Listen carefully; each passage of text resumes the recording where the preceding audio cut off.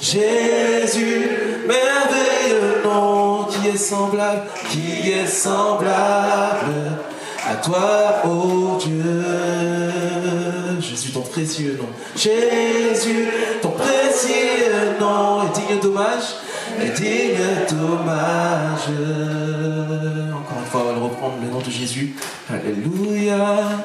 Jésus, merveilleux nom, qui est semblable à toi, ô Dieu. Jésus, Jésus, ton précieux nom est digne d'hommage, Nous sommes captivés par l'éclat de sa beauté. Alléluia. Mais il est important de prier avant, pendant et après. C'est pour ça que j'essaie toujours de faire, quand je délivre un message, de aussi parfois après me retirer. Et il y a des moments où je ne le fais pas, mais Dieu m'a toujours repris de faire toujours une auto-délivrance quelque part, parce que des fois on prêche, on prie, on fait tout, mais on ne prend pas le temps de dire Seigneur, s'il y a quelque chose qui essaie de me suivre, agis, libère-moi. Parce que celui qui délivre doit être délivré. Celui qui libère doit être libéré. Parce que l'ennemi n'est pas toujours content, il veut toujours suivre celui qui délivre et celui qui libère. Et il est important de faire une auto-délivrance devant ce Dieu qui nous a appelés. De même Dieu qui m'utilise, je dois réaliser aussi que j'ai besoin de lui au même titre que vous. Car celui qui donne la sémence au semeur. On est tous appelés à s'aimer. On sème la parole de Dieu. Elle est en nous, mais on a besoin de Jésus. Alors c'est pour ça que je vous invite encore, mes frères et sœurs, à prier avec moi avant d'ouvrir la parole de Dieu. Est-ce que vous pouvez vous mettre debout, encore une fois, dans la présence de Dieu? Saint-Esprit, Saint-Esprit, Saint-Esprit, nous avons besoin de toi.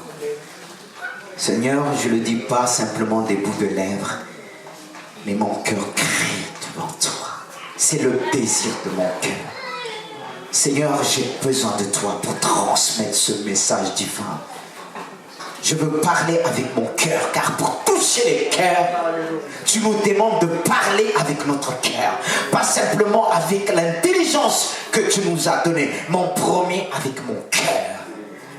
Et c'est pourquoi tu dis, garde ton cœur contre toute autre chose, ça, car c'est d'elle vient la source de vie. Et la source, c'est toi, Jésus. Tu es la source de vie. Que cette source puisse couler dans ce lieu. Ce lieu qui est appelé le temple du Saint-Esprit.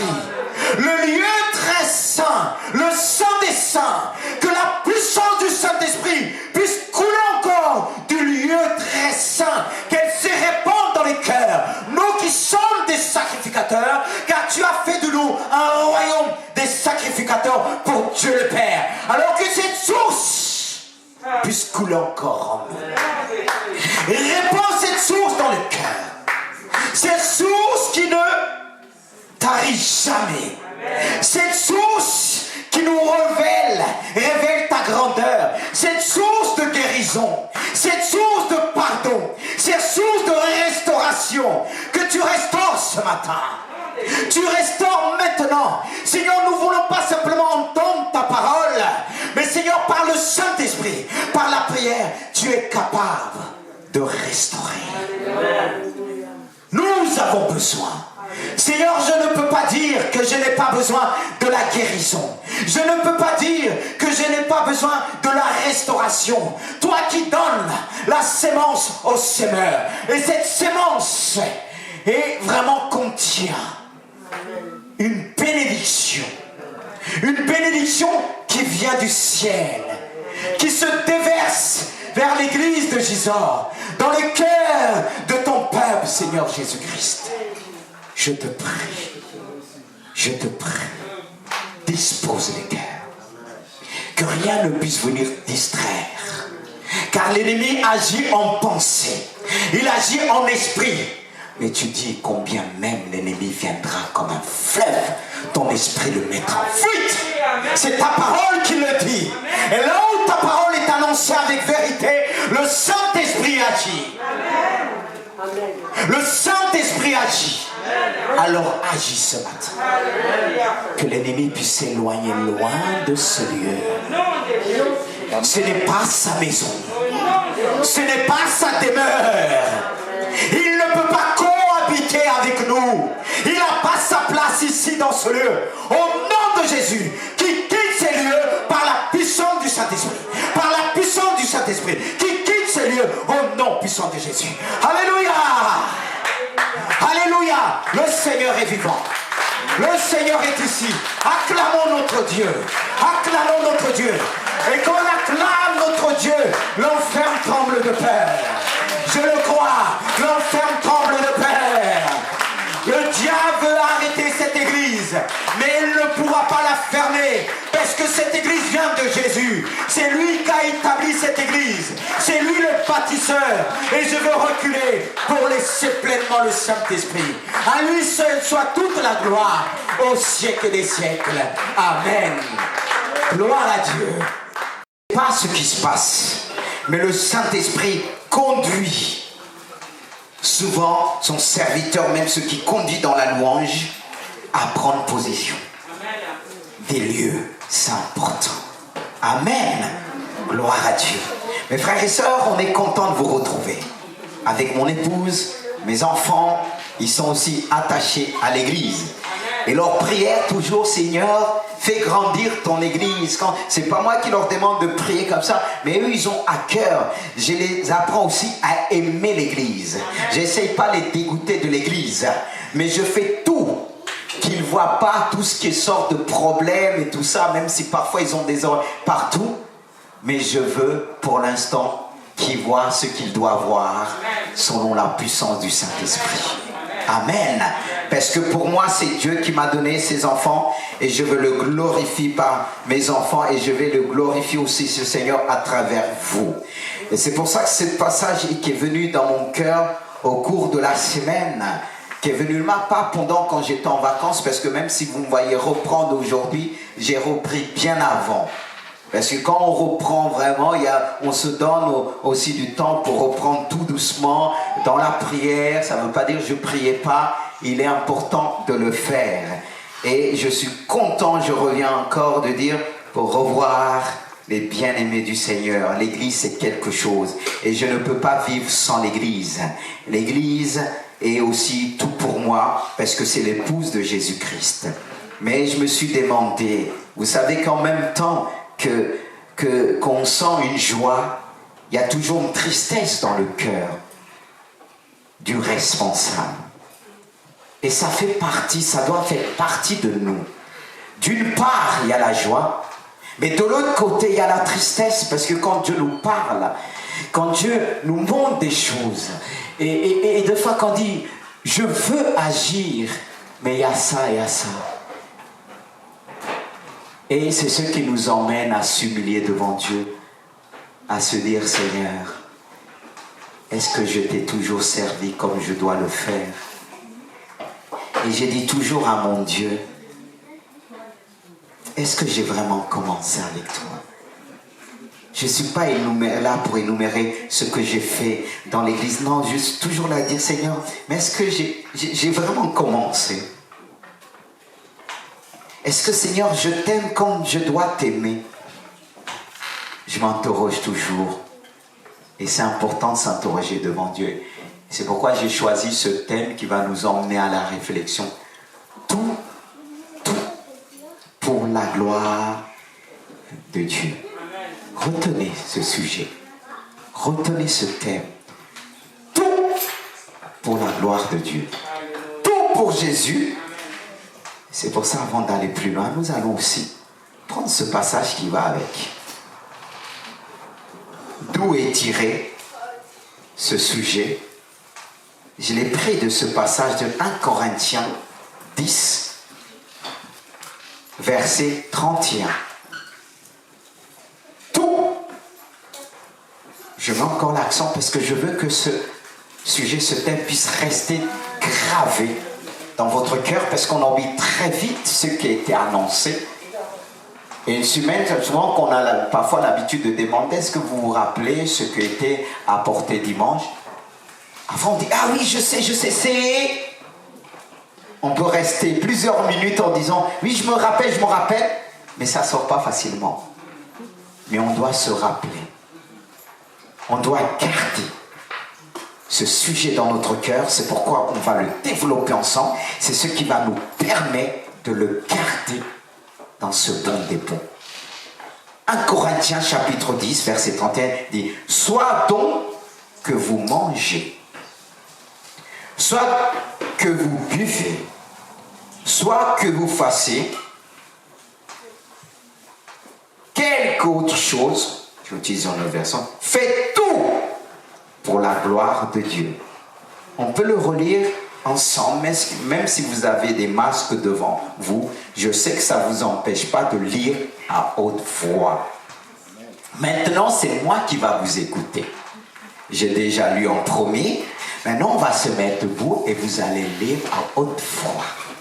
Et ça va mieux pénétrer en vous, ça va mieux rentrer en vous, parce que le fait que vous allez lire, et ce que vous allez lire, ça va pénétrer dans votre cerveau, et mon désir que cela puisse descendre dans votre être entier.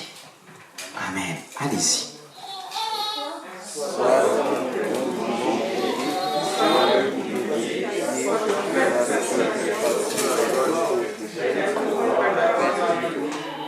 Amen. Et je veux dire, quand cet homme, vous pouvez reprendre place, quand Philippe a dit à cet homme, est-ce que tu comprends ce que tu lis? On comprend, mais est-ce qu'on le réalise vraiment? Est-ce qu'on le vit? C'est facile à comprendre. Ça veut dire tout ce qu'on fait, on doit le faire pour la gloire de Dieu, frères et sœurs. Dans ce verset 31, nous découvrons un des grands principes de Paul. Ça faisait partie des principes spirituels de Paul. Quoi que nous fassions, demandons-nous d'abord, frères et sœurs, pourquoi est-ce que je fais ceci?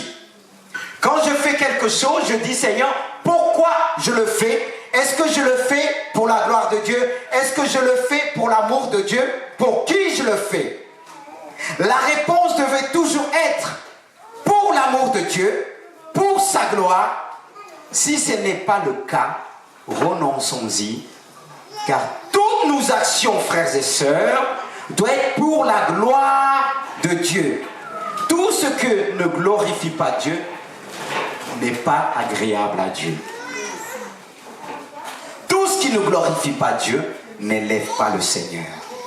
Frères et sœurs, il est ainsi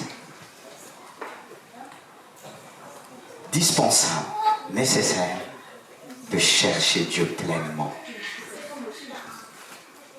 afin que la parole de Dieu puisse vraiment pénétrer en nous, graver dans notre conscience. Alors ce passage nous fait comprendre tout simplement, on doit élever Dieu dans tous nos actes, les actes de notre vie, sur le plan matériel, physique et spirituel. Sur tous les plans. C'est pourquoi je veux commencer sur le plan matériel. Parce que des fois on dit, Dieu, il connaît tout, tout est à lui. Est-ce qu'il a besoin de ce que j'ai?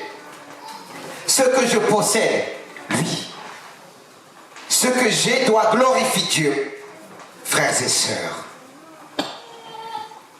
Proverbe nous enseigne à ce sujet en disant honore l'Éternel, Proverbe 3:9, honore l'Éternel avec tes biens et avec les prémices de tout ton revenu, alors tes greniers seront abondamment remplis et tes cuves regorgeront de vin nouveau. Vous savez, du vin nouveau, quelque chose de nouveau. Parfois, quelque chose de nouveau qui est peut-être ancien devant Dieu, qui est encore nouveau devant Dieu, que Dieu veut nous révéler.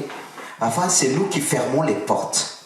Parce qu'on a du mal à glorifier, à élever Dieu par nos biens. Frères et sœurs. Et c'est là le grand problème dans l'Église. C'est un problème dans l'Église. Est-ce que Dieu a la première place dans tout ce que je possède? adolescentes avaient ce principe. Ils apportaient tout à Dieu. Ils rassemblaient tout à Dieu. Ils honoraient Dieu par ce qu'ils avaient, par leur bien matériel. Mais est-ce que vous ne trouvez pas qu'il y a un problème aujourd'hui? Et ce qui réconforte ce problème aujourd'hui, que beaucoup arrivent à trouver, à soulager leur bonne conscience, c'est de regarder les scandales qui se passent à l'extérieur, ailleurs, dans d'autres églises. En disant que il y a des pasteurs qui détournent, il y a des églises qui ne sont pas honnêtes, il y a des choses, des hommes de Dieu qui ne sont pas honnêtes. Et je dirais vrai. Mais au niveau du gouvernement, est-ce qu'il n'y a pas des hommes, certains qui détournent l'argent? Est-ce que ça va nous arrêter à payer les impôts? Répondez-moi, mes frères. Mais ils ne sont pas tous comme ça. Mais on sait très bien, la plupart ne sont pas honnêtes. Et je ne veux pas vous dire, encore je répète, qu'ils sont tous comme ça. Non, parce que je sais, dans le gouvernement, il y en a certains qui cherchent Dieu. Il y a certains qui ont la crainte de Dieu. Je le crois. Ça existe. Mais est-ce que ça va nous empêcher de payer nos impôts, d'honorer Dieu par nos biens? Mais mes frères et sœurs, arrêtez de jouer avec ça, de trouver des excuses en disant je donne pas parce que vous voyez les scandales, il y a plein de scandales à l'extérieur. Oui, la dîme c'est pour la poste des pasteurs. Moi je suis pas né pasteur, je suis devenu, et ça m'a pas empêché d'être fidèle à Dieu dans ce domaine. Et ça c'est que des excuses pour soulager notre conscience. Et ça commence par ça. Quand nous lisons ce passage en disant que quoi qu'on fasse, on doit le faire pour la gloire de Dieu. Mais quand j'arrive, je donne, je dis, mais Seigneur, mais je donne, mais oui, ça va aller dans la pause du pasteur, mais je donne quand même. Tu glorifies le Seigneur? Mieux de ne pas donner. Parce que quand tu donnes, c'est encore pire. C'est pas ça qui va. Que le peuple donne, qui ne donne pas, ça ne va pas empêcher l'Ismanie de vivre. Non, c'est Dieu qui m'a appelé. C'est Dieu qui prévoit pour ses enfants. C'est Dieu qui m'a appelé. Et si je parle librement de ça, de ce passage, il dit de glorifier Dieu dans tout ce qu'on a. Mais est-ce que Dieu a première place dans nos finances? Parce que si je calcule dans mes finances, j'ai dit je donnerai ma dîme en dernier, mes offrandes en dernier. Est-ce qu'elle a la première place? Répondez-moi, mes frères. Je ne dis pas élevez votre voix, mais dans votre cœur. Quand je calcule, j'ai appris en premier avec Dieu. Quand ça arrive, la première chose que je pense, c'est le Seigneur avant tout. Avant tout. Je ne suis pas dans les calculs, je vais avoir, je ne vais pas avoir. Mais parce que je veux qu'il soit le premier. Mais mes frères et sœurs, bon, permettez-moi de m'asseoir un petit peu. Comme ça, je pourrai mieux qu'on parle ensemble, cœur à cœur. Est-ce qu'on n'a pas trompé souvent Dieu dans ce domaine-là? Voler Dieu? Il y en a une fois, une sœur qui était dans le conseil administratif de notre église. Elle m'a dit, mais Lise, on savait m'appeler par un prénom parce qu'on est amis. C'est une sœur de 70 ans. Ça ne peut pas empêcher que je sois ami avec quelqu'un de 70 ans. Elle m'a dit, mais elle me parlait de l'église où elle était, mais c'est normal, les gens sont partis en vacances. Et je lui ai dit, la sœur, mais quand tu pars en vacances, tu ne payes pas ton loyer? Elle m'a dit, c'est vrai. Mais nous, quand on part, c'est une excuse pour nous pour dire, je suis parti au... C'est normal, je suis parti avec ce que je dois donner à Dieu. Est-ce que j'honore le Seigneur? Alléluia. Je bénis Dieu parce que j'ai une femme merveilleuse qui m'a dit il ne faut plus parler de ça. Mais je lui demande pardon. Je te demande pardon parce que ça fait partie du message. Si je ne vous parle pas de ça, qui va vous parler de ça? Un père rappelle toujours les enfants. Parce que si je ne vous rappelle pas, c'est pas moi qui ne va pas être béni, c'est vous.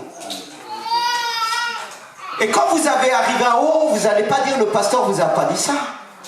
C'est pour ça que moi je veux me dégager aussi de mes responsabilités. J'ai pas envie que Dieu me dise tu n'as pas dit ça, tu ne rentres pas. J'ai pas envie. C'est pour ça la première chose. C'est pas vis-à-vis que vous allez fermer votre cœur. C'est vis-à-vis que lui, il me dit mais pourquoi tu n'as pas enseigné ça?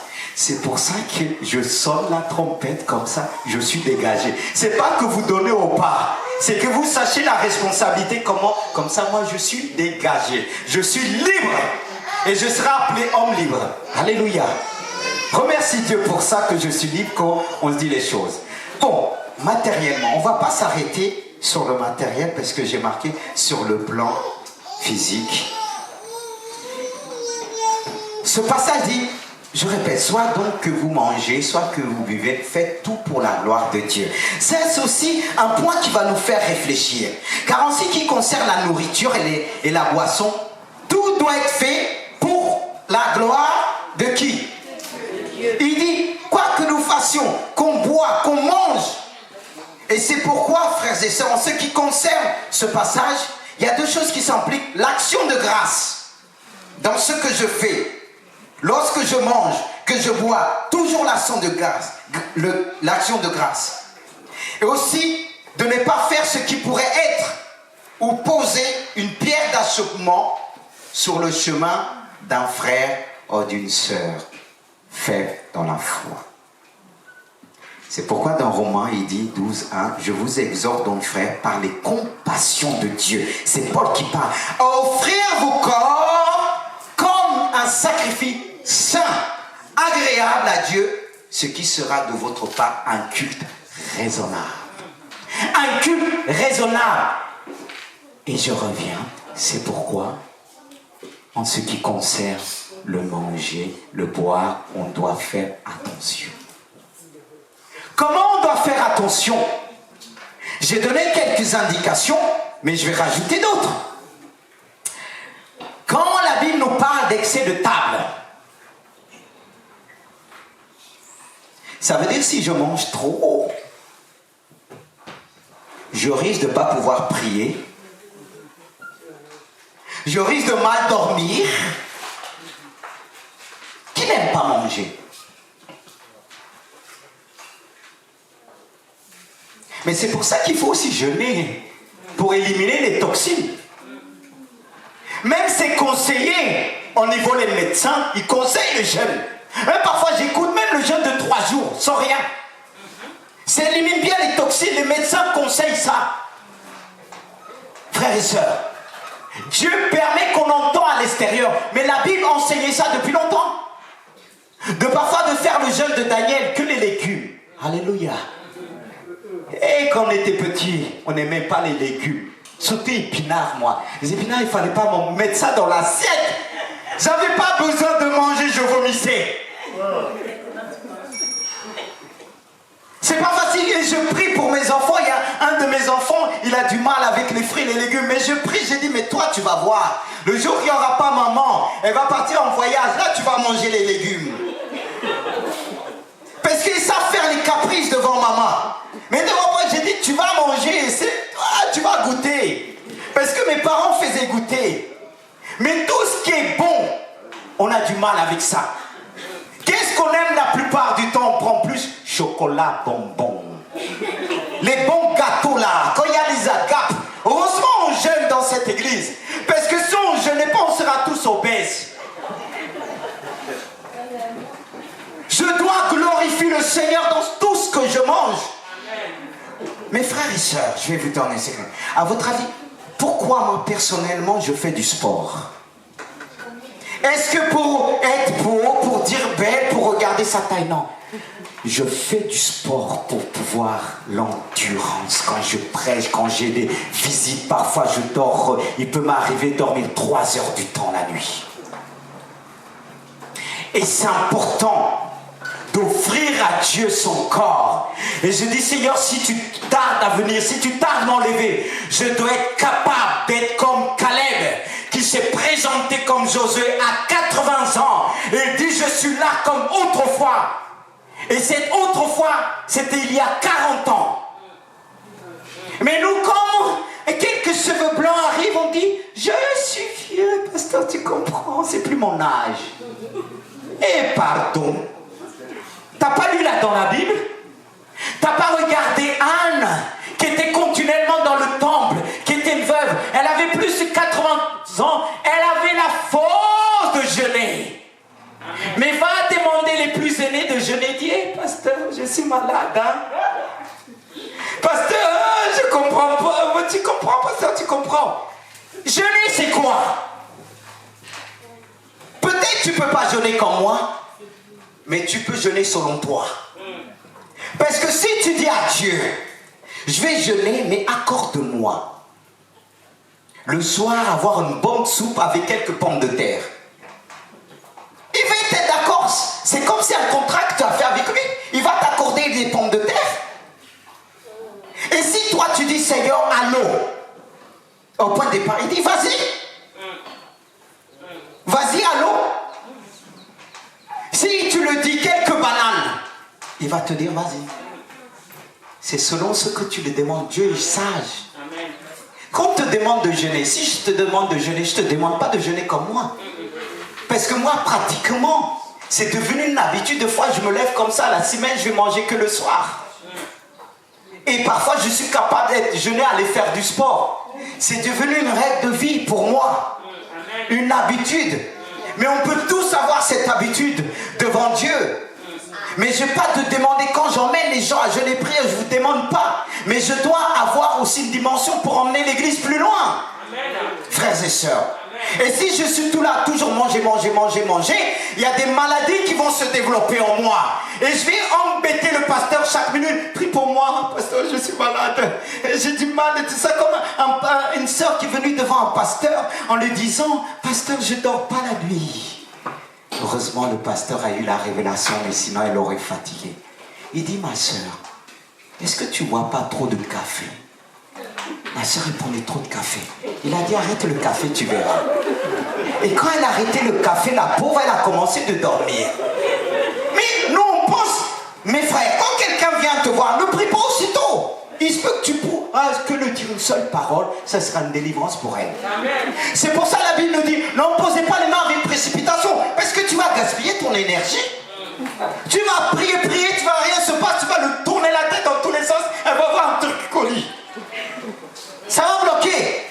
Parce qu'on dit au nom de Jésus, au nom de Jésus, au nom de Jésus, au nom de Jésus. Et ça part pas. Dieu te dit arrête-toi de la bousculer dans tous les sens et invoque-moi. Et là je vais te dire le problème. Moi je vais vous dire même. Il y a des personnes quand ils sont venus une fois, on va, pasteur, j'ai des problèmes de finances. J'arrive pas. On a prié, j'ai dit mais comment ça se fait qu'elle n'arrive pas? Dieu me dit mais demande-lui c'est elle paye sa dîme. Il y a beaucoup de personnes qui m'ont remercié dans ce domaine. Ma propre sœur. Des années, elle m'a dit, je te demande merci. Parce que ma sœur est venue. En plus, c'est ma propre sœur. Elle vient pleurer. Elle dit, je ne sais pas comment. J'arrive pas. Je regarde ma sœur, Dieu me parle. J'ai dit, mes sœurs, mais est-ce que tu... Elle me dit, oui, non, mais le pasteur a dit, mais comme ça. J'ai dit, c'est sûr que le pasteur t'a dit, donne comme ça. Et quand elle l'a fait, elle n'a jamais eu des problèmes. Il y en a plusieurs qui m'ont remercié, ils ont eu du mal. Mais moi, au début, à peine que je suis venu à Dieu, heureusement, on m'a parlé au début. Mais j'ai dit, mais c'est quoi cette église? C'était un long.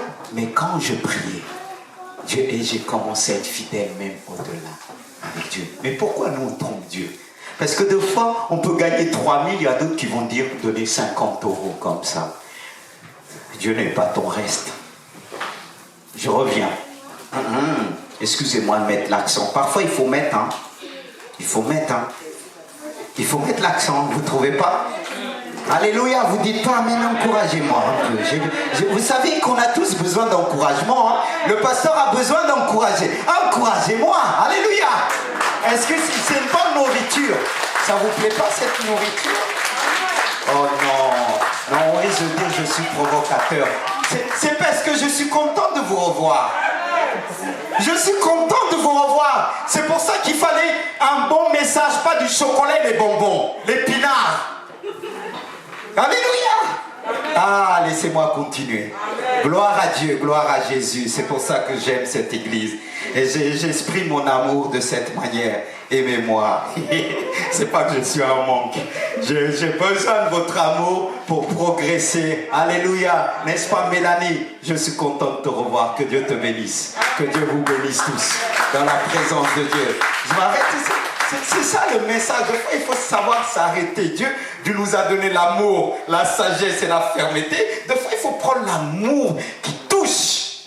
Et là, j'essaie de prendre l'amour pour équilibrer les choses. Frères et sœurs, la boisson, même l'eau que vous voyez, quand on doit glorifier le Seigneur, dit, Seigneur, si je prends cette eau, je veux que cette eau que je vais boire puisse me donner la force, que je puisse réaliser comment tu as créé le monde. Tu as permis qu'il puisse avoir de l'eau, qu'on puisse boire. Et cette eau nous fait du bien, parce que dans le corps de l'être humain, la manière que l'être humain est fait, il a besoin de l'eau. Et on essaie de changer ça avec toutes les boissons gazeuses, le coca. Moi, Dieu m'a délivré, alléluia, c'est pour ça que je peux en parler. Toi qui ne peux pas manger sans ton coca, va te renseigner comment on a fait le coca. Toi qui bois le coca, après tu ne peux plus respirer. Est-ce que ça glorifie Dieu? Ça glorifie Dieu? Pas du tout. Et sans oublier le vin. Et le français avec le vin. Le vin. Il y en a quand tu vois les bouteilles, tu vois. Mais invitez-moi aussi, ça ne veut pas dire, vous dites, ah, si on invite le pasteur, on va cacher tout. Si vous cachez tout, lui voit. Et le vin, il y en a qui disent, ah, Paul a dit à Timothée, prends un petit peu, il a bien dit un petit peu de vin. Non, beaucoup se servent de ce passage pour assurer quelque part. Quoi? Leur désir. Ils sont captifs de ça, ils prennent ça pour justifier. Parce que la parole de Dieu, on peut justifier avec tout. Hein. Ah, Dieu a dit qu'il faut prendre du vin. Alors moi, je prends du vin. Il y a une personne que je connais en sport, il m'a dit, mais lui, il a connu un prêtre qui le donnait pour les récompenser du vin, des trucs, quand ils étaient petits. C'est là qu'ils ont commencé à boire. Mais rassurez-vous, c'est pas moi qui va vous donner ça. Parce que même moi, avant d'être même converti, le vin, je ne buvais pas. Tout ce qui est alcool et tout ça, ça passait pas. Même quand j'essaie de faire plaisir à quelqu'un ma vie, ça ne veut pas dire que vous allez enlever le vin. C'est pas ce que je dis. Excès de table, oui. J'ai pas dit qu'il dit. J'essaie pas de vous dire enlever le vin. Mais il faut savoir comment le boire. Et il y a toujours ce problème à l'église, des églises qui ont mis le raisin. Et on a toujours entendu des personnes qui disent, oui, mais avant c'était le vin, c'est marqué le vin. Il est dit le fruit de la vigne. Mais pourquoi on le met? C'est mieux, comme ça tout le monde se retrouve. Que celui qui a eu des problèmes avant, il ne va pas avoir des problèmes quand il va prendre la Sainte Seine avec nous. Alors pour moi, personnellement, j'ai jugé que c'est mieux, c'est la Sainte Seine. Mais il y en a qui vont polémiquer dessus. C'est un problème. Est-ce qu'ils font tout pour la gloire de Dieu? Je dois me retenir. Si je sais telle nourriture fait du mal à mon frère, je dois me retenir. Et si je ne me retiens pas, je ne glorifie pas Dieu. Je ne glorifie pas Dieu. Et si je sais que mon frère que j'ai invité, il est musulman, je dis, eh bien moi je suis chrétien, je mange du porc. Je bois du vin. Comment tu vas le gagner? Est-ce que tu fais tout pour la gloire de Dieu? Si je sais que mon frère c'est un problème pour lui, je ne vais pas le mettre sur la table. Frères et sœurs, est-ce que Dieu a tout la première place? C'est pour ça que mes frères et sœurs aussi, on doit faire un exercice physique. Marcher, courir. Parce qu'il y en a qui disent, ah, j'ai pas le temps, je fais déjà du sport au travail. Le fait d'aller au travail, c'est du sport. Non, non, non, non, non, non, non, non. Marcher. Vous savez, un jour, j'étais fou, touché. J'ai vu la sœur que vous voyez, Marie, derrière. Je ne dis pas pour que vous soyez gênés, parce que c'est un témoignage. Amen. Au centre-ville, je l'ai vu marcher avec sa canne jusqu'ici. Je lui ai dit, ma sœur, je suis là. Elle dit, non, ça me fait du bien. Amen. Je pense que c'est la doyenne la plus âgée ici. Elle est jeune, alléluia. Et Dieu l'a portée, c'est encourageant. Mais ça m'a tellement touché. Mais aujourd'hui, il y en a qui disent, pasteur, j'habite loin. Mais quand habiter loin, c'est à côté. S'ils n'ont pas quelqu'un qui vient les chercher, ils ne viennent pas. Il y a des jeunes qui sont vieux avant le temps. Si tu es vieux avant le temps, quand arrivera le temps, ton temps, comment on va faire les choses? Comment tu feras? Frères et sœurs, dans sa marche, elle a glorifié le Seigneur. Dans sa marche, elle a élevé Dieu. Il n'y avait personne. Elle s'est dit, rien ne peut m'arrêter. Dieu m'a donné des jambes. Dieu m'a donné la vie. Dieu m'a donné la santé. Et la vie qu'il t'a donnée, tu dois entretenir cette vie. Tu dois faire attention à ce que tu manges. Ce que tu manges doit glorifier le Dieu. Car ce que tu manges va te permettre de servir Dieu efficacement. Alléluia. Amen. Et lorsque je fais du sport, ça débloque certaines dans mon corps organes qui se bloquent. Il y avait un moment donné quand j'avais arrêté, j'étais parti à l'ITB. J'ai commencé à prendre le poids et j'ai commencé à avoir des douleurs au niveau du dos. Et quand j'ai commencé à faire du sport, ça s'est arrêté. Parce que facilement tout vient sur les abdominaux. Tu vois? Surtout pour les hommes. Quand on commence, on ne grandit plus, on vieillit, ça grandit ici. Et ça peut devenir des muscles pastoraux, comme on dit, les frères m'ont dit, ça tombe sur le pupitre. Et imagine, alors j'ai conseillé un frère qui m'a dit, mais comment tu fais pour garder la ligne? J'ai dit tout simplement, tu jeûnes pour ton église et tu fais du sport, là tu vas garder la ligne. Parce que tout ce qu'on mange parfois, la plupart des choses sont empoisonnées. Tu vas manger un seul truc, ça fait boum, boum, boum, boum, boum, boum, dans tous les sens. C'est là qu'on doit faire attention, mes frères.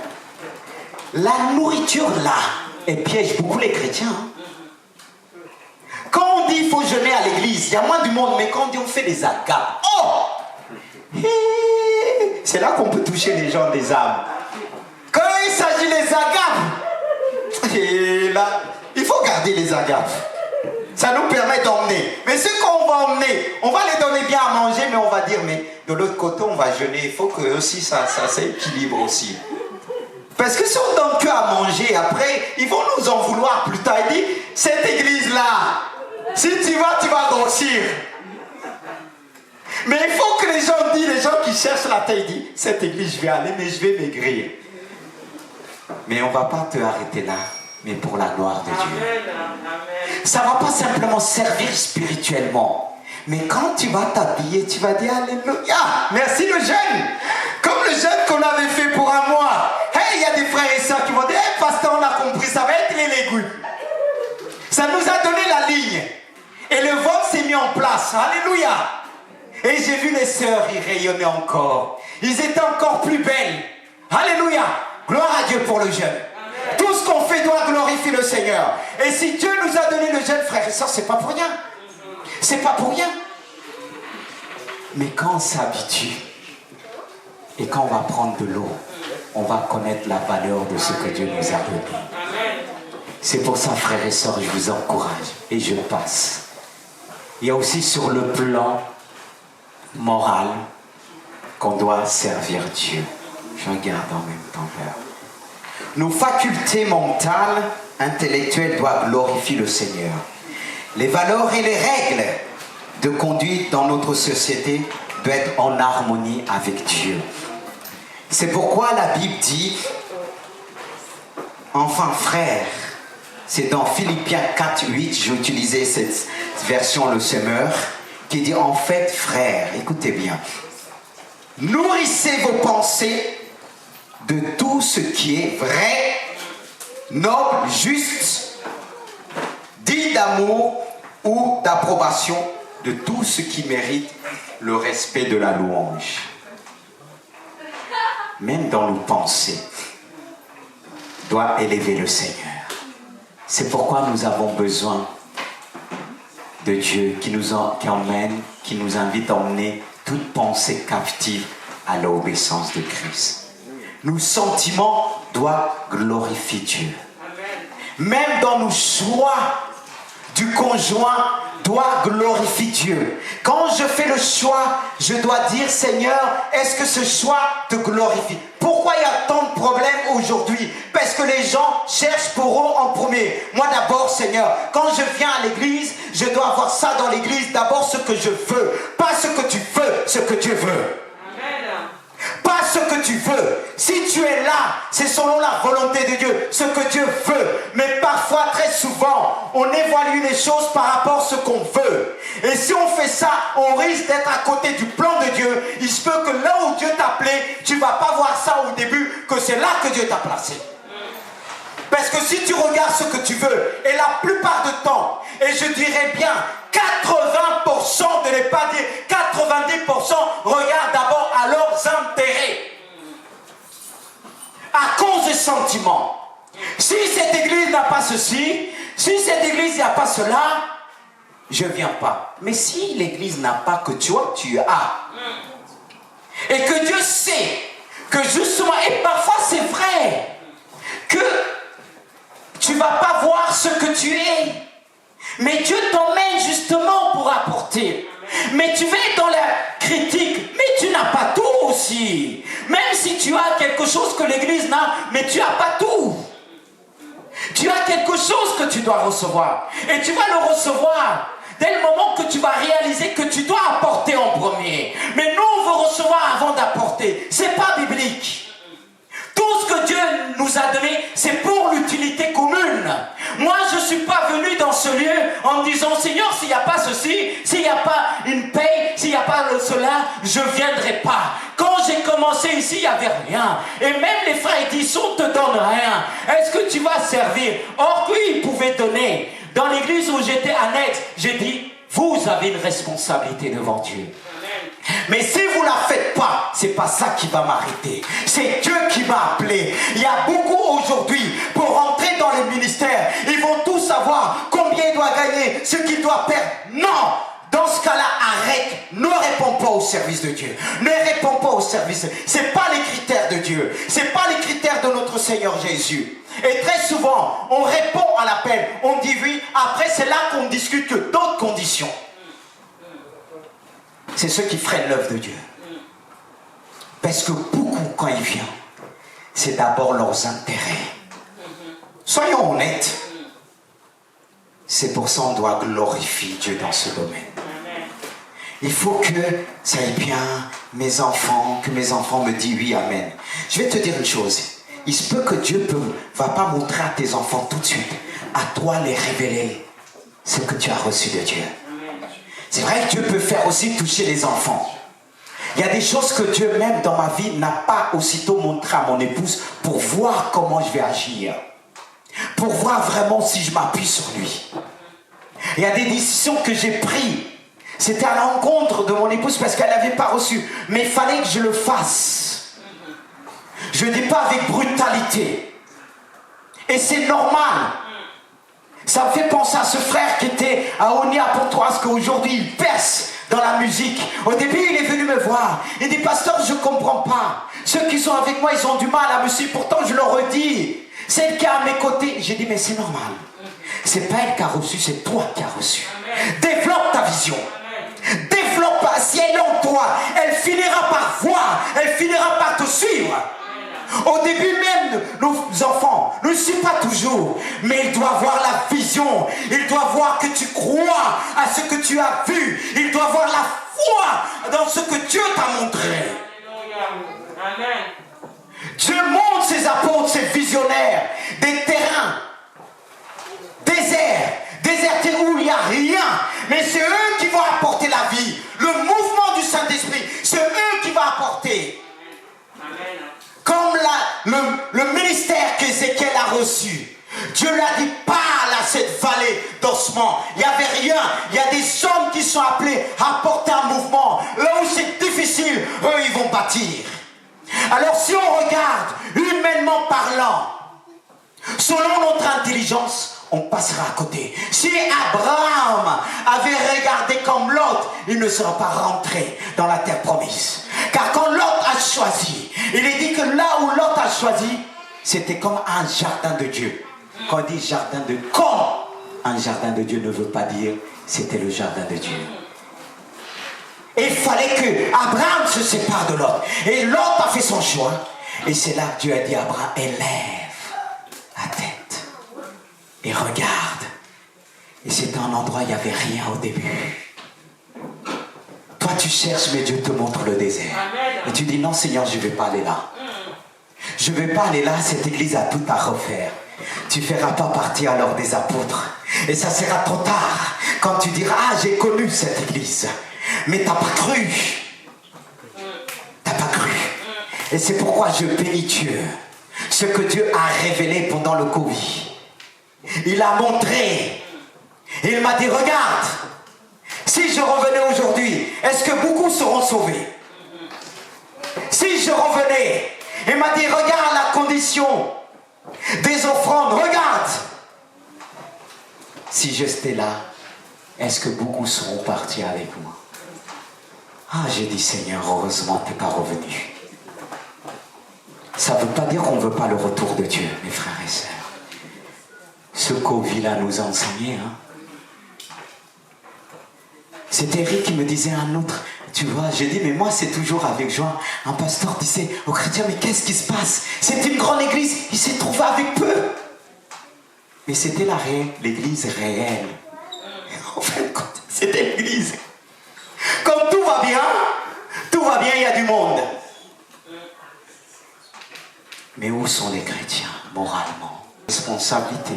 Il faut être un homme dans la vie. Mes frères,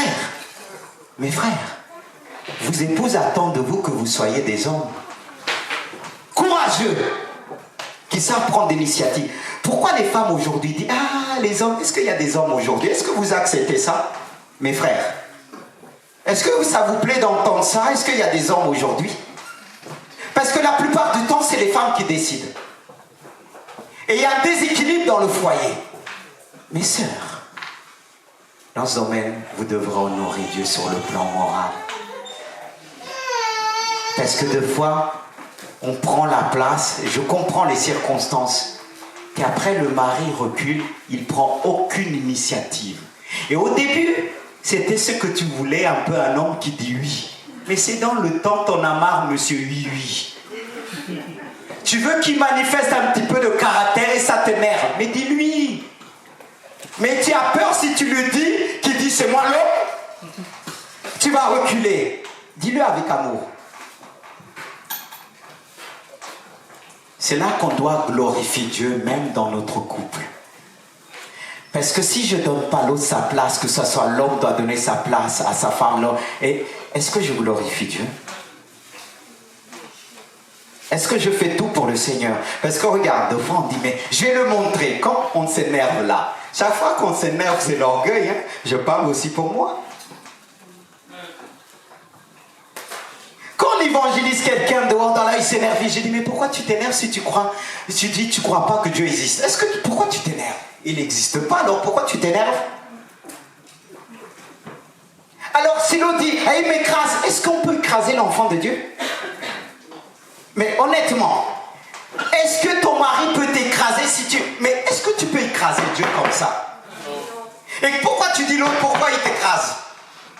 Là, il y a aussi un doute. Tu doutes que tu es le temple du Saint-Esprit. Parce que oh oui, tu essaies de me mépriser. Dieu élève ce qu'on méprise. Dieu élève les humbles. Mais quand il... Ah oui, des fois, ça nous arrive tous quand... Il y a des gens qui sont là et la manière de mettre les autres en colère. Mais après, quand on dit, oh Seigneur, moi chaque fois que je mets en Dieu, je dis, Dieu, j'ai péché. Même si la personne ou autre avait tort, j'ai péché. Parce que la la colère, tu as envie de riposter. Est-ce que ça glorifie le Seigneur? Tout ce qu'on fait doit glorifier le Seigneur dans les moindres détails. Même quand ton collègue vient parler mal de toi, et toi tu vas dire, vous avez vu, lui aussi il a fait ça. Ça glorifie Dieu. Le calme, c'est une force. La patience, c'est une force qu'on a du mal à posséder. Et très souvent, nos réactions ne glorifient pas Dieu. Et on justifie ça. Je l'ai montré, hein. Il fallait faire, il fallait la reprendre. Certes, on peut reprendre avec fermeté, mais avec amour. Quand on reprend nos enfants, on les aime et parfois on reprend ferme. On va pas dire, oui, t'as vu, il a fait ça comme une fois une sœur. C'était du genre dans une... Elle priait pour quelqu'un, une situation que je ne savais pas. Seigneur, ouvre les yeux du pasteur. Tu vois, un tel est dans le péché, là. Je l'ai arrêté sec. Et elle était venue ce jour-là avec son enfant bien grand. Et je l'ai dit, c'est valable pour tout le monde. On n'utilise pas les prières pour régler les comptes, pour dire que pour dire. J'ai dit, mais si j'ai pas vu, viens me voir à part. Et tu me le dis. C'est ça qui détruit l'église. Parce qu'il y a des gens qui ont reçu, je ne sais pas s'il faut dire les choses, si, plus que le pasteur. Quand le pasteur va prêcher, eux, ils vont reprêcher derrière. Ils vont refaire, parce que certains ont reçu le ministère de l'interprétation. C'est-à-dire, comme le pasteur n'est pas assez clair, il va être clair au détriment des âmes. Que Dieu nous aide sur le plan moral. Et on va aller sur le plan spirituel. Frères et sœurs. Sur le plan spirituel, prenons l'exemple d'Élie et la veuve de Sarepta. Dans un contexte difficile de la famine, c'est dans 1 Roi 17, il dit, Élie appela la femme, il dit, va me chercher, je te prie, un peu d'eau dans un récipient, afin que je boive. Suivez bien l'histoire. Elle alla en chercher, il appela de nouveau, il dit, va me chercher, je te prie, un morceau de pain dans ta main. Voyez, il a demandé à boire, on revient. L'eau, boire quoi que vous buvez et que vous mangez, faites tout pour la gloire de Dieu. Et qu'est-ce que cette femme va dire? Elle répondit, l'Éternel, ton Dieu est vivant. Elle parle d'abord de Dieu. Je n'ai rien de cuit, je n'ai qu'une poignée de farine dans un pot et un peu d'huile dans une cruche. Me voici en train de ramasser 2 morceaux de bois. Puis je rentrerai et je préparerai cela pour moi et pour mon fils. Nous mangeons, après quoi nous mourrons. C'est ce qu'elle avait uniquement, elle n'avait pas autre chose. Qu'est-ce qu'Élie va dire? Élie va lui dire, Élie lui dit, sois sans crainte, rentre, fais comme tu l'as dit. Comme tu l'as dit, fais.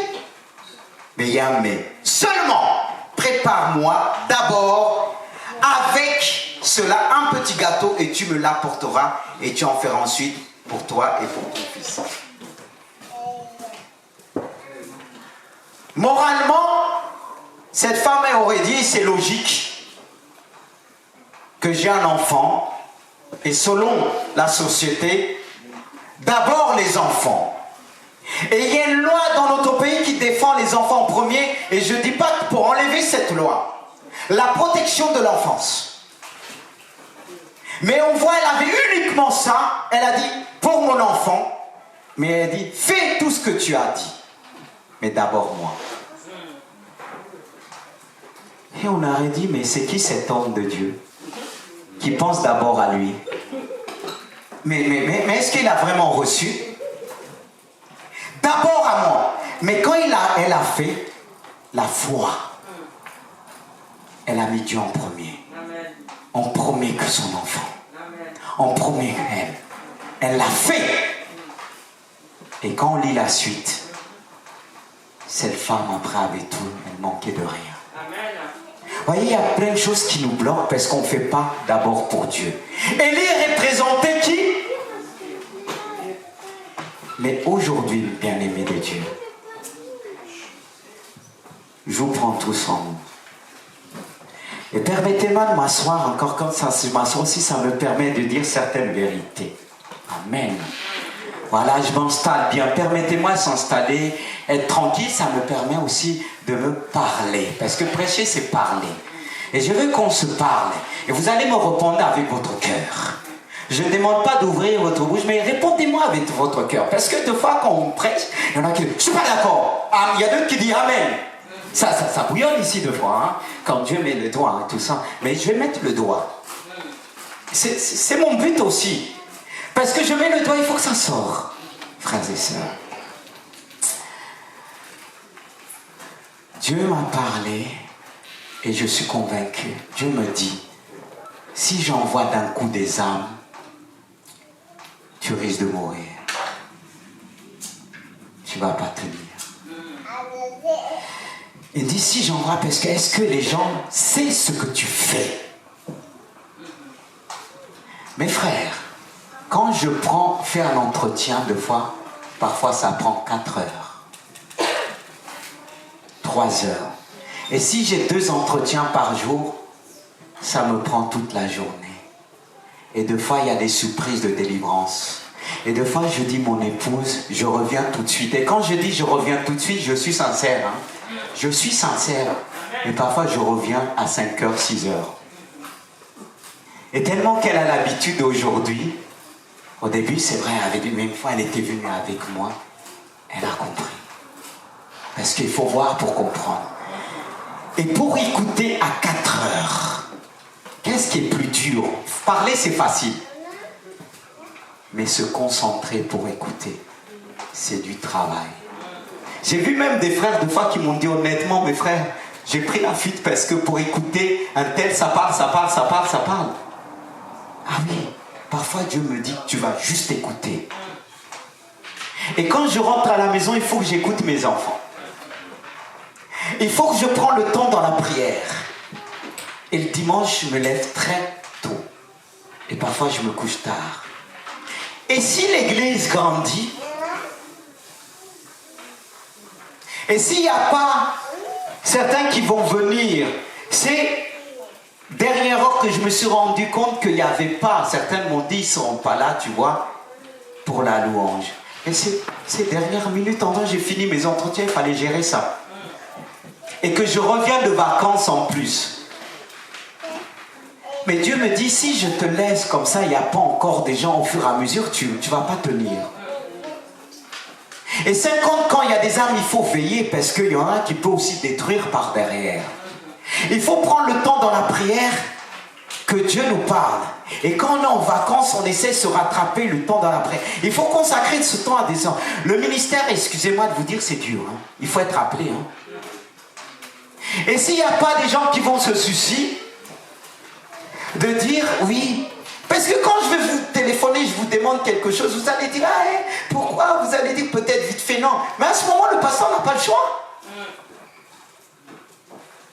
Il n'a pas le choix. Parce que s'il ne le fait pas, qui va le faire? Comment ça se fait que parfois ça bloque dans un domaine et que le pasteur est capable de faire? J'ai vécu à Mantes, mais au fur et à mesure, le temps passe. Et je vais vous dire une chose, quand je l'ai vécu à Mantes, vous savez qu'est-ce qui faillit m'arriver? Que je travaillais à fond. Là, c'est mon cœur qui parle. Parce que je dois vous dire ces choses. Parce que si je ne vous dis pas ces choses, quelque chose m'arrive, vous allez le dire, c'est le péché qui m'a fouetté. C'est le péché qui m'a frappé. À Mantes, quand je travaillais au fond dans le travail et le ministère, je remplaçais le pasteur. Un frère me disait, il n'y a pas de problème. Je vais assurer la louange. Et lui, dernière minute, il a envoyé sa femme pour téléphoner.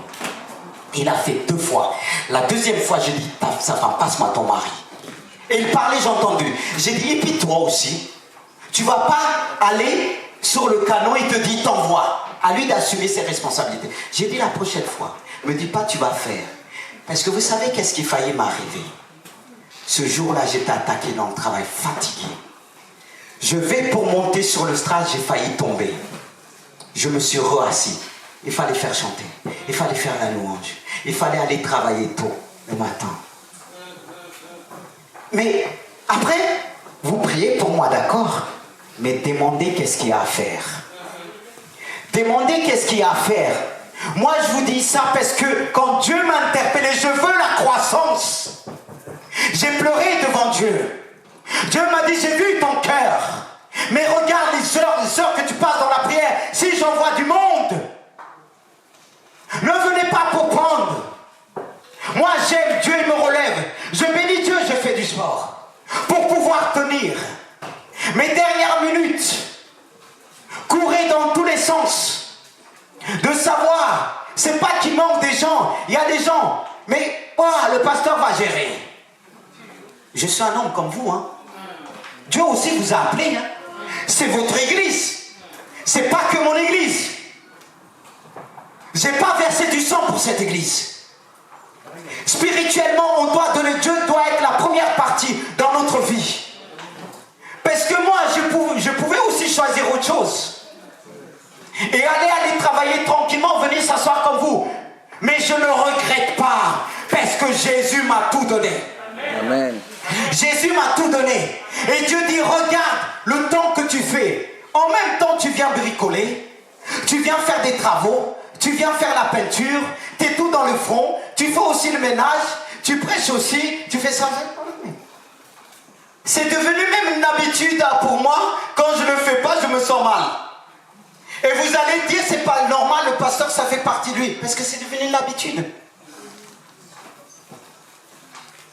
Mais il y a des habitudes qui doivent cesser, même en moi, que Dieu veut enlever. Mais il attend que certains peuvent arriver, dit Moïse.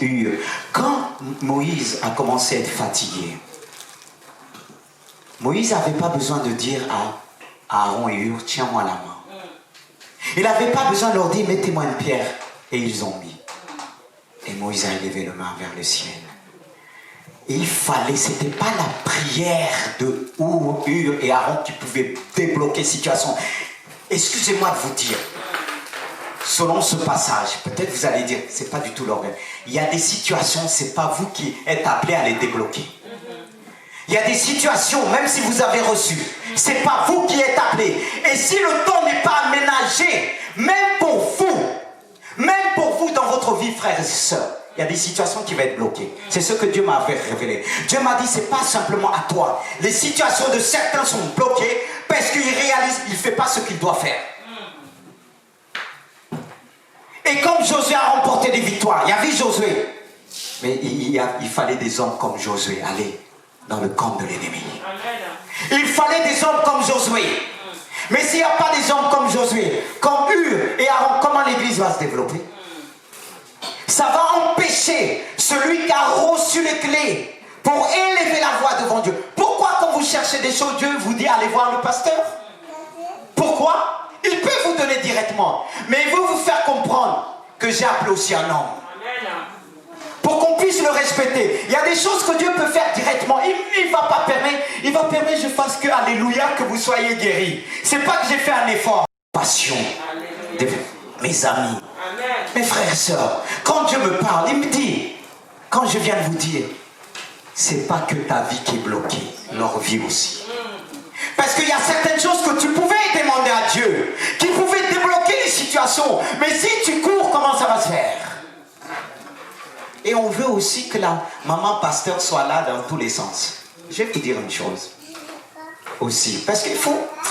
Non, attends, je vais m'asseoir encore. Je vais m'asseoir. Parce que je suis heureux de vous revoir. La maman pasteur, qu'on veut qu'elle soit là 24/24, comme quelqu'un m'a demandé, il y a beaucoup de divorces à l'église. Pourquoi il y a beaucoup de divorces? J'ai dit, je vais t'expliquer. J'ai la réponse. J'ai dit, aujourd'hui, comme à l'époque, il y avait des mamans qui exhortaient dans l'église. Des mamans d'un certain âge. Mais aujourd'hui, on n'a plus, parce que les mamans, même qu'ils ont 60 ans, 70, ils veulent se marier. Oh. J'ai rien de négatif, mais parfois, tu vas te marier.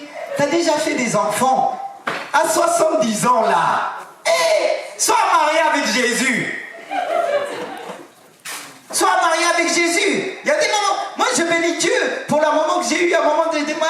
sœur, elle dit, si j'ai un mari, pourquoi faire? J'ai fait déjà ma vie. Il y a un temps pour tout. C'est valable aussi aux hommes. À 70 ans, tu vas vouloir chercher une femme de 20 ans. Eh, pardon, c'est ta fille. C'est ta fille. Arrêtons, frères et sœurs.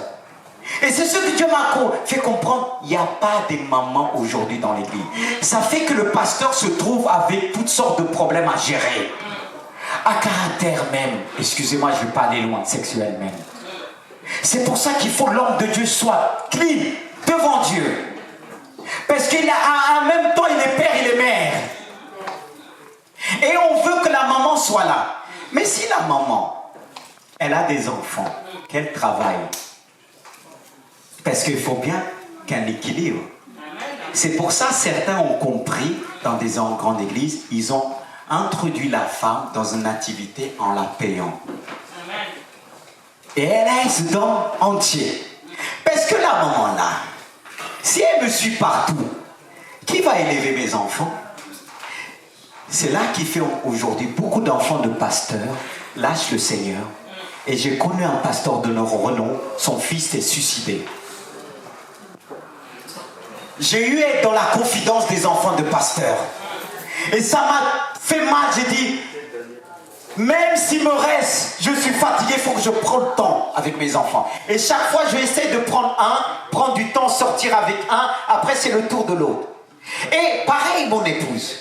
Mais si on demande mon épouse d'être là, avec, comme on dit, on a du mal à donner nos dîmes et nos offrandes, qu'il faut bien que la femme travaille. Mais sinon, le pasteur va vivre de quoi? Ici en France, on veut l'argent du beurre. Eh, pardon. C'est pourquoi quand je vais quelque part, j'ai besoin de mon épouse, mais il faut qu'elle reste à la maison pour les enfants, les devoirs, tout ça. Vous voyez? Et c'est pour ça qu'aujourd'hui, le fait que mon épouse ne peut pas être avec moi, que j'ai besoin d'être dans certains entretiens, c'est que l'église, elle est comme ça. C'est pour ça qu'en Afrique, les ministères percent. Pourquoi ça perce? Parce que des mamans se lèvent et disent à la maman pasteur, ne fais pas, on va s'occuper des enfants. Toi, va avec, prie, intercède. C'est pas qu'elle se décharge sur eux. Il dit le pasteur, non, tu vas pas faire le ménage, tu vas pas faire ceci. Mais en France, demandez elle est baptisée beaucoup de pasteurs. Ils ont commencé ménage, travaux. C'est normal ça? Et on veut que l'église grandisse. Mais arrêtez mes frères et sœurs. Parfois, il ne s'agit pas simplement de prier et jeûner. Il ne s'agit pas. Il faut que chacun se mette au travail. Et c'est là que Dieu va envoyer. Certes, il y a des choses que vous allez vouloir venir me voir en passant. Je sais, on ne va pas trouver tout de suite la chose, mais j'ai enregistré. C'est pour ça qu'il faut beaucoup prier pour le ministère, pas simplement prier à Dieu. Et je bénis Dieu en Afrique qui perce. Parce que ça permet le pasteur de prier, avoir une équipe et des gens se lèvent. Que des gens, même quand quelqu'un rentre à l'église avec un enfant, il y a toujours quelqu'un qui dit, ma soeur qui vient d'arriver. Mais dans les cultes, tout le monde est concentré devant. Toi, t'arrives, t'es tout nouveau. Que Dieu te bénisse. Et vous pensez comme ça, on va gagner des âmes?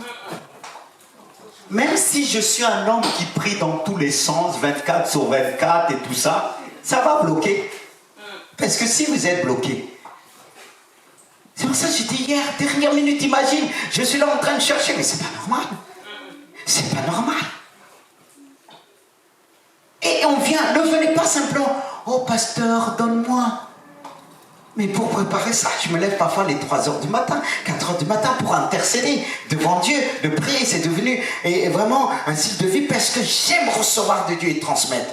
Mais quand vous dites Alléluia, mais que votre Alléluia soit accompagné des bonnes actions spirituellement, de dire Seigneur, dis-moi vraiment, parle-moi, Seigneur Jésus, pourquoi tu m'as appelé sur la terre? Qu'est-ce que je dois accomplir? Si je vous demande aujourd'hui pour beaucoup, est-ce que vous connaissez votre mission? De quoi vous êtes venu accomplir sur la terre? Est-ce que beaucoup pourront me répondre? Je sais, je suis venu accomplir ça. Voilà mon appel. Voilà tout ça.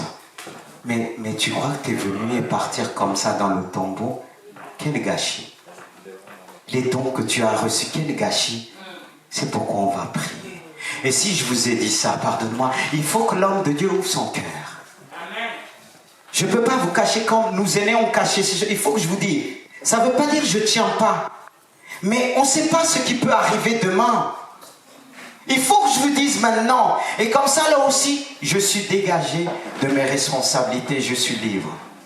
Et je prie Dieu, même pour ceux qui font la louange.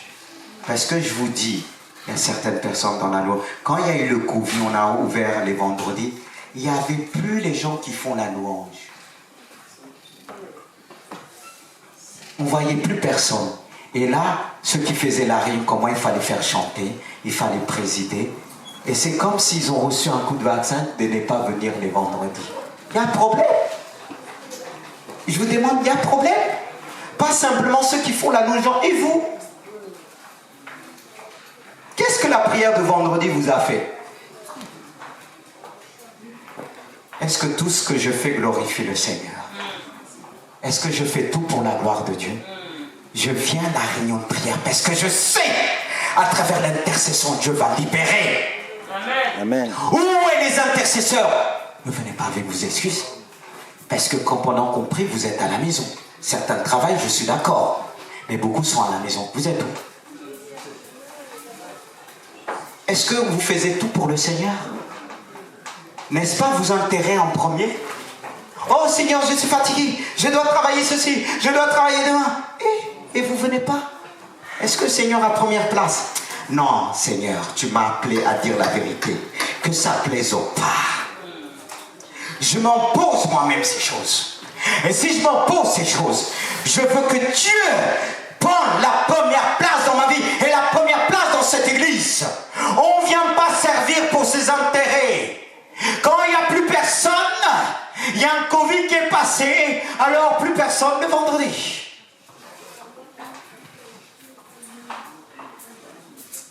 Le Seigneur m'a dit, je répète encore, si je venais là, beaucoup seront restés. Avant je doutais, mais Dieu m'a dit, tu vois. Et l'une des premières choses que Dieu m'a montré quand on a fait la collecte pour la Bible, le Nouveau Testament, quand il m'a dit, tu demanderas que les gens mettent les mains, j'ai dit, pourquoi Seigneur? J'ai essayé de comprendre. Mais plus tard, j'ai compris, j'ai dit, Seigneur, je bénis le Seigneur. Je bénis Dieu, je ne vais pas continuer, je vais prier le Seigneur. Je vous aime, mes frères et sœurs. C'est pour ça que je me donne pour cette église, malgré les propositions que j'ai eues de voir. Que les gens ont vu le ministère, m'ont dit, mais viens sur Paris, viens tout ça, des propositions. Non. Dieu ne m'a pas appelé en déposant de l'argent, tout ça. On va faire ceci pour toi. Non. Je vais être à la place là où Dieu m'a placé. Même si je vois rien, je vais être à la place. C'est là où je suis heureux. C'est là que je ressens la joie de Dieu. Et je veux que vous le servez, mes frères et sœurs. Pas avec vos intérêts, mais avec les intérêts du royaume. Alors lève-nous devant notre Dieu qui nous appelait au ministère, qui vous appelait au service, mes frères et sœurs. Ne venez pas aux idoles selon vos intérêts. Quand ça vous plaît, quand vous avez le moyen de venir, venez même quand c'est difficile. Dieu m'utilise pour vous appeler, pour vous dire ceci, même dans des moments difficiles. Ça me fait penser à Anne, qui a dit, Seigneur, elle a donné Samuel, et Dieu s'est glorifié. Mettons-nous à nouveau debout. Est-ce qu'on peut se mettre debout? Gloria Santa Riacha. Seigneur, je te remercie pour ta parole. Seigneur, peu importe comment la vérité a été dite, mais tu vois mon cœur, l'amour que j'ai pour ton peuple. Tu vois l'amour que j'ai quand le temps que tu me donnes demande de passer pour une seule personne dans l'écoute. Seigneur, c'est vraiment un signe d'amour que tu as mis dans mon cœur. Et combien même vient le découragement ne peut pas trouver sa place, car ton amour est dans mon cœur, et que cet amour puisse se répandre ce matin dans les cœurs. Amen. Que cet amour se répande dans les cœurs. Parce que Satan vient pour nous culpabiliser, de mettre la culpabilité dans le cœur. Mais je refuse cela. Je refuse cela. Que cette parole se change vraiment en bénédiction, en amour. Merci pour tes révélations. Amen. Parce que Seigneur, je vois le réveil. Je vois la croissance. Et je vois, Seigneur, ce que tu as mis dans les cœurs. Et je vois que l'ennemi veut enlever, veut empêcher cela. Je vois vraiment les bergers, ceux qui ont un cœur pour paître le troupeau, ceux qui ont un cœur de donner leur vie, leur âme pour les autres. Car Jésus, tu es venu pour donner ta vie. Et je te prie, fais de chacun des bergers, des apôtres dans le sens plus large. Au nom puissant de Jésus, au nom puissant de Jésus, au nom puissant de Jésus, libère les ministères, libère les services par la puissance du Saint-Esprit. Qu'ils puissent avoir des chanteurs, des musiciens, que nos enfants se lèvent avec une vision dans les cœurs. Au nom puissant de Jésus. Refuse. Dieu t'a appelé pour une mission. Accomplir. Et si tu n'accomplis pas cette mission, tu ne seras jamais heureux. La mission de Dieu nous donne la joie. Alors je prie ce matin, par le nom puissant de Jésus. Seigneur, donne-nous cette conviction. Donne-nous cette conviction. Donne mes frères cette conviction. Tu as appelé des diacres, des anciens, des ministères, même au milieu de la jeunesse. Des jeunes sont appelés aussi à être des apôtres, des prophètes, des évangélistes. Je prie pour ces enfants qui se lèvent dans la musique, qui puissent prophétiser par les instruments. C'est pourquoi encouragez vos enfants dans la musique, qui puissent vraiment propager le message de Jésus-Christ par leurs instruments. Je te prie, Seigneur, cette église est bénie parce que tu as donné un message qui libère les cœurs. Pas un message pour culpabiliser, mais un message qui libère, qui délivre, qui libère les ministères. Alors libère, Seigneur Jésus. Alléluia. Je te prie aussi pour les jeunes couples. Merci, Seigneur. Parce que je sais qu'à travers ces jeunes, tu vas me permettre de développer quelque chose de merveilleux, de puissant. À travers les ministères que tu as mis dans. Amen. Reçois la puissance de Dieu. Amen. La puissance de Dieu qui guérit. Toi dans ton âme qui a été blessée, meurtrie par rapport à ce que tu as connu. Commence à te concentrer sur cette parole qui dit ceci: que la paix de Dieu qui surpasse toute intelligence gardera notre cœur et nos pensées en Jésus-Christ. Répète ce passage. La paix de Dieu qui surpasse toute intelligence gardera mon cœur, mes pensées en Jésus-Christ.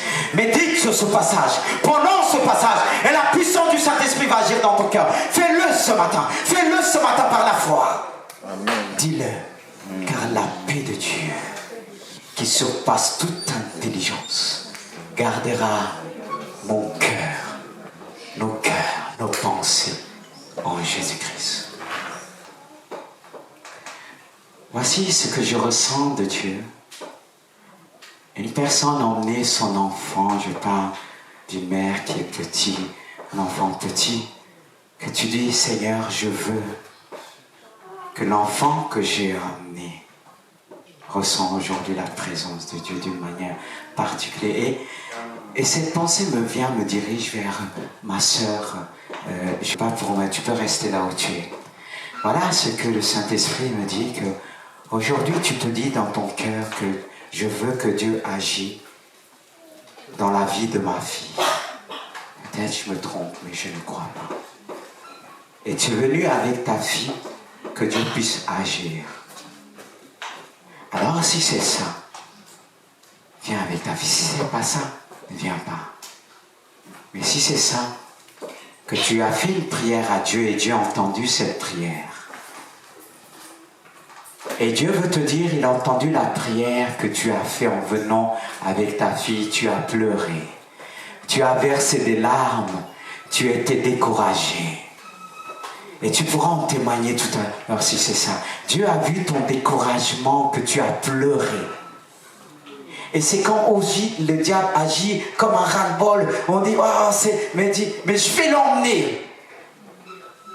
Parce que tu as pleuré. Crois que Si Dieu a permis lit dans ton cœur, c'est que Seigneur Jésus-Christ n'a pas oublié ton enfant. Je remercie Dieu. Que Dieu bénisse ton enfant et que Dieu te console. Et si c'est ça, tu pourras dire un témoin avant qu'on part pour confirmer ce que Dieu a fait. Alléluia. Amen. Dieu parle tantôt d'une manière et tantôt d'une autre. Et Dieu veut te confirmer. Il y a quelqu'un qui a reçu une pensée de Dieu. Ce matin, elle dit non, c'est elle. Elle a dit non, c'est elle. Et Dieu t'a dit avec toi, il va envoyer des âmes, 10, 15, tout ça. Et tu te dis non, Seigneur. Tu voyais comme c'était grand. Lève-toi qu'on puisse prier pour toi. C'est un témoignage pour l'église. C'est ce matin cette pensée. Tu as dit tout de suite, c'est normal. Cette pensée n'est pas de toi. Fais signe qu'on puisse prier devant toi. L'église a besoin. Par la gloire de Dieu. Alléluia.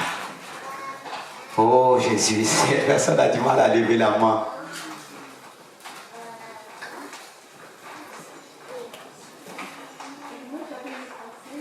Allez-y.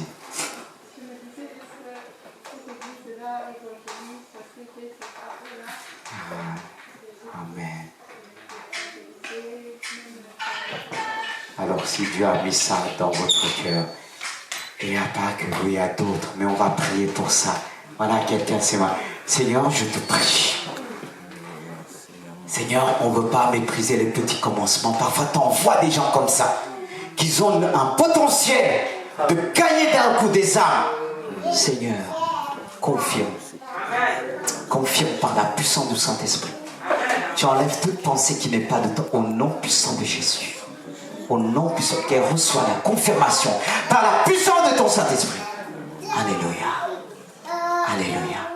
Victoire, car tu es le roi ressuscité. Tu es sans rival, tu es sans égal. Tu triomphes à tout jamais. À toi soit le règne, à toi soit la gloire. Ton nom surpasse tout autre nom. Oh, ce nom est victorieux, oh, ce nom est victorieux. Le nom de Jésus-Christ, mon roi. Oh, ce nom est victorieux, sa puissance est sans pareil. Oh, ce